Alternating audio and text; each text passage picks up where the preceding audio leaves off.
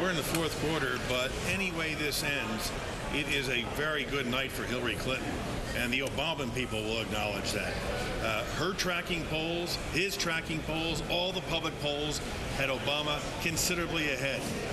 But something happened here, certainly in the last 24 hours, whether it was Senator Clinton's emotional plea, Bill Clinton's anger, the voters of New Hampshire saying, hold on, not so fast, let's keep this debate going.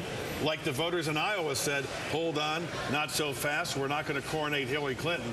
But there was a seismic shift in opinion over the last 24 hours.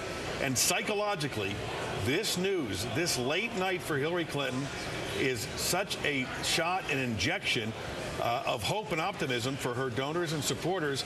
It's the only way it can be reported. It's a big night for Hillary Clinton. And Keith and Chris, I'm kind of with I'm with Tim, and I'm with portions of the opinion by Pat Buchanan earlier tonight. Yes, a lot of people have a lot of explaining and analysis to do. I think whether graphic or number two is completely immaterial. She's pulled off a stunner here tonight. The Obama folks are saying, wait for Hanover. Remember, there's a college subplot here. University of New Hampshire not in session. Dartmouth is. The politics on the campus at Dartmouth are a bit complex, while Obama did have an event there in the last 24 hours. So it's all about Hanover. But Chris has been saying, and Tim's been saying, the people of this state hand over their vote like a gift. It's why you hear so many people in New Hampshire say, I haven't heard enough yet. I've got to hear from him or her. They really have almost en masse decided this goes on from here. And this is how we feel, and perhaps predicated on the media coverage they have seen. And Chris and Keith, you know, you look at these exit polls, it is really striking. 57% of the voters in the Democratic primary were women. They opted for Clinton 47-34. And listen to this. Women without children, 50-31 for Clinton. This is a huge gender divide in this state. Whether it was different than Iowa, where younger women who had voted for Obama carried women to Iowa, that changed here with Clinton, or it's the contrarian nature of folks from New Hampshire, there was a big shift these last 24 hours, and that means this race goes on big time. Nevada, South Carolina, hotly contested. Tim, does the math work really on this idea about Hanover and Dartmouth? Dartmouth with the enrollment of about 5,700? Apparently not. I'm sorry, Brian. Okay, we're about to make a projection here. Right. NBC News is there making a projection there. Hillary Clinton has won the New Hampshire primary of the Democratic Party for 2008. She's pulled a stunning upset. All the polls we've been reporting now for days have pointed to a substantial victory by Barack Obama, the senator from Illinois. He has failed to achieve that test. She has left herself now, having come back from a loss in the Iowa caucuses, to win the New Hampshire primary with the help of a tremendous turnout by women voters, overwhelming the number of male voters, 57-43. She's gotten the lioness's share of those voters to vote for her. She has beaten the odds. She has beaten the pollsters, the pundits, every one of us, I think, included, who have been trying to follow this campaign and understand it.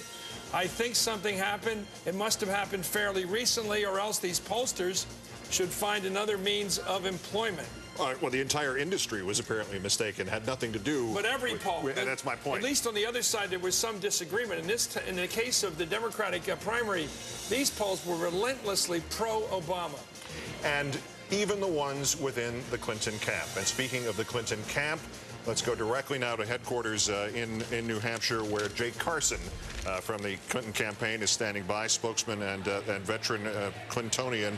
Jay, exactly what happened here, other than your candidate winning? Do you understand what happened here and why? Well, I got to tell you, Keith, I can barely hear you because these people behind us just found out that we won tonight. Look, this turned around on Saturday night. She started answering everyone's questions, and the people of New Hampshire clearly answered two questions. Who can be the best president and who can win in November?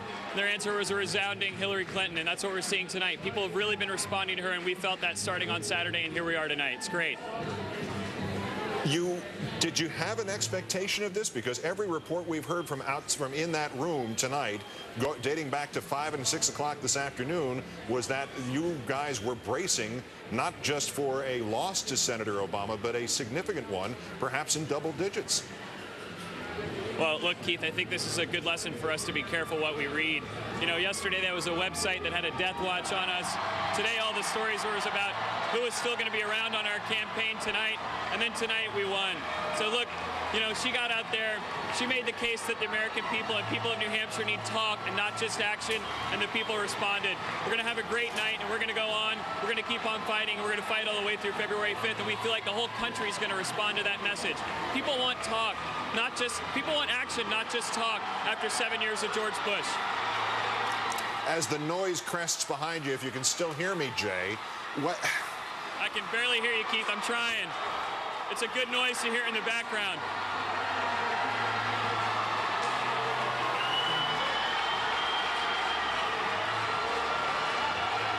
Well, we're going to let that die down for a second.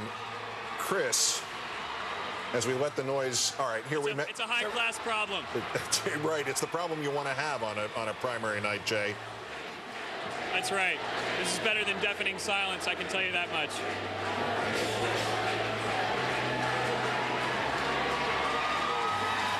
All right, that's not going to hold off enough.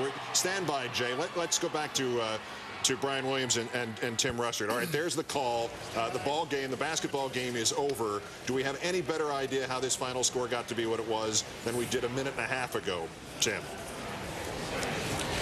As we were saying, Keith, it's all about a gender gap.